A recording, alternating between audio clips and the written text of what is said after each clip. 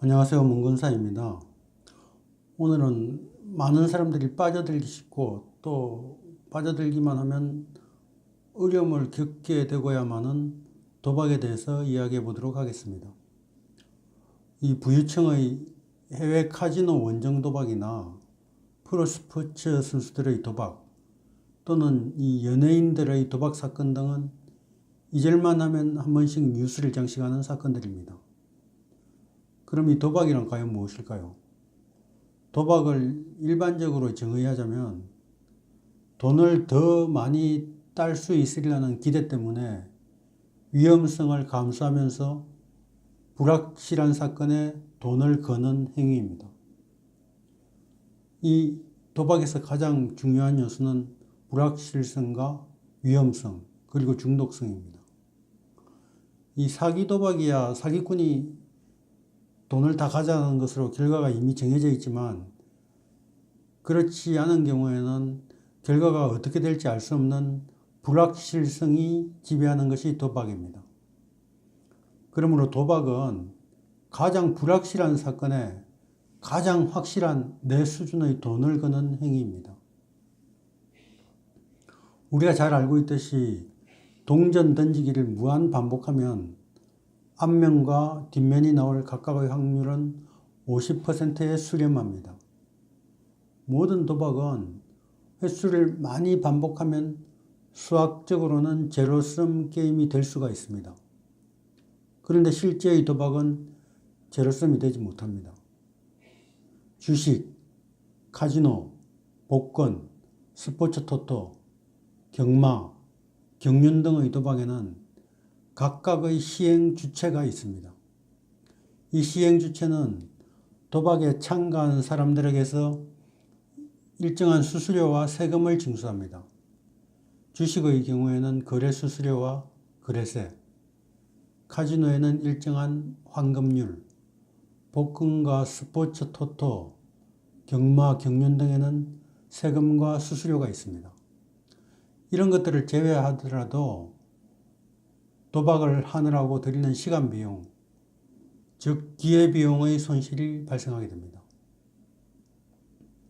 모든 도박 참가자들의 손실액이 이 표준 분포 곡선, 즉 종 모양의 가우스 곡선을 따른다고 가정하면 이 중앙값이 제로인 경우에는 양쪽의 곡선, 즉 수익을 올리는 쪽이 손실을 보는 쪽과 균등하게 존재할 수가 있습니다. 그런데 모든 도박은 이 가우스 곡선의 중앙값이 음의 값에 위치하기 때문에 양의 값에 위치하는 즉 이익을 보는 쪽의 수는 극히 작을 수밖에 없습니다. 그러므로 모든 도박의 참가자들은 로또 복권의 1등에 당첨되는 경우 등 극히 일부분의 사람들을 제외하고는 거의 모두가 손해를 보게 마련입니다. 특히 주식은 다른 도박과는 달리 일종의 베팅 상한선이 없기 때문에 일반적으로 손실의 규모가 훨씬 더 커질 수가 있습니다. 주식은 투자의 허울을 쓰고 사회의 용인을 받고 있기 때문에 훨씬 더 위험 요소가 크다고 하겠습니다. 이 도박 중독을 치료하는 의사의 입장에서는 주식 투자 역시 도박과 동일선상에 있는 행위입니다. 이 주식이 투자의 형태를 띠려면 그 회사의 운영 실적에 따른 배당금 수령을 목적으로 해야 하는데 실제 시장에서는 그렇지가 않습니다. 이 거래, 매매 차익을 목적으로 주식을 사고 파는 행동을 하기 때문에 현재의 주식 투자는 전자도박과 똑같습니다.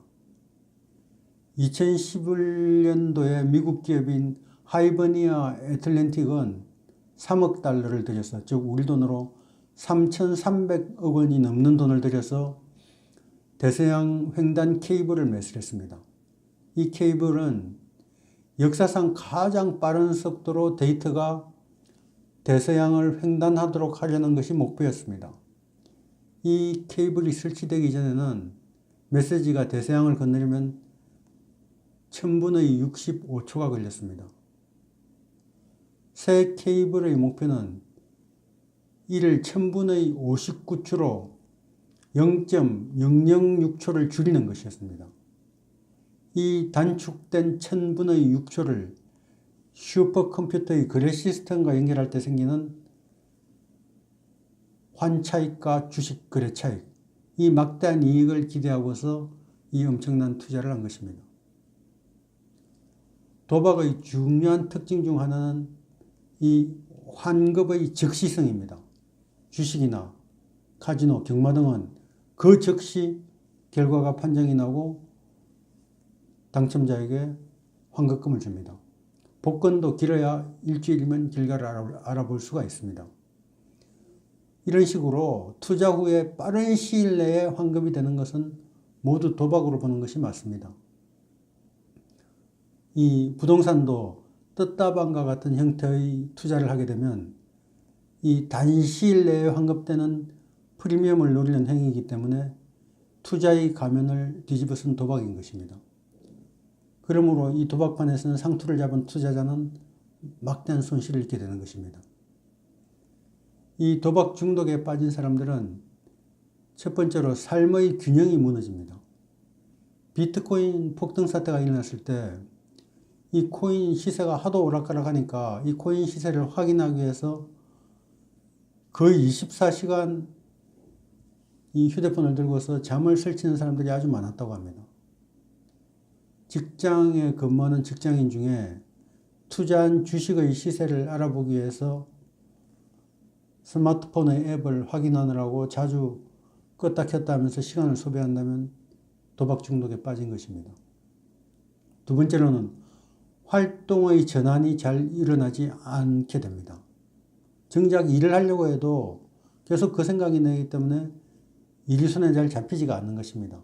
또 가족과 시간을 보내려고 해도 도박 생각이 나고 아니면 도박을 위해서 그 도박 장소로 가야 하기 때문에 또는 그 프로그램을 계속 쳐다보고 있어야 하기 때문에 시간을 보내버리고 가족과 같이 보내는 시간이 줄어드는 것입니다.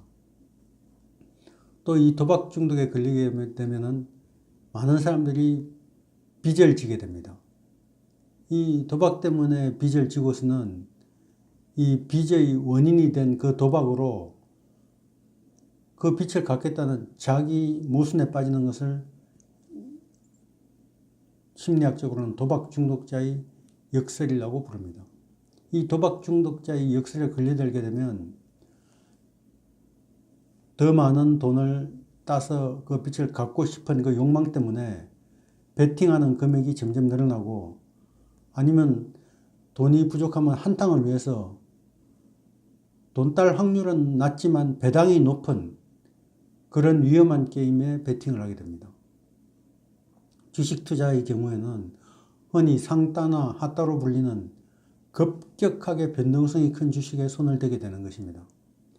이렇게 되면 어떻게 해서든 크게 벌어보겠다는 이 도박 중독자의 바람과는 반대로 도박빚이 오히려 더 빨리 기하급수적으로 늘어나게 되는 결과를 가져오게 되는 것입니다.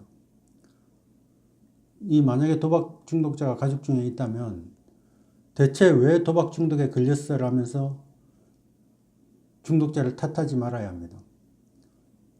우리 주위에 있는 주식시장을 포함한 모든 합법적인 도박장은 국가가 허가해서 설립한 것입니다. 시장을 만들어 놓고 왜 거길 간 거야 라고 할 수는 없는 것입니다. 이 도박 중독은 암이나 당뇨병과 같은 난치병에 걸린 것으로 인식하고 대처해야 됩니다.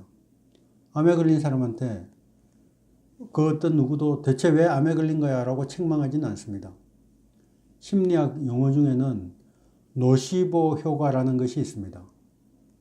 우리가 잘 아는 플라시보 효과랑 반대의 개념입니다.